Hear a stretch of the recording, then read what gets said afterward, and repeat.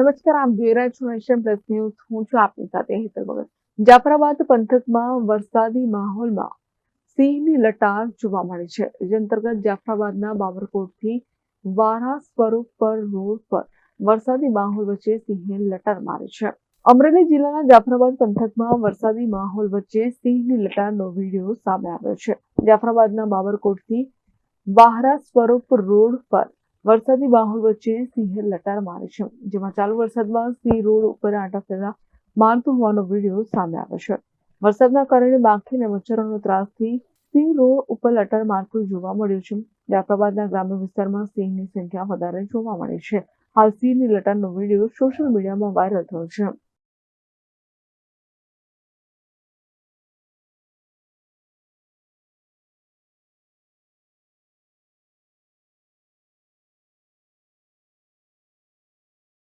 Dharmesh Mehta, nation plus news, Rajula.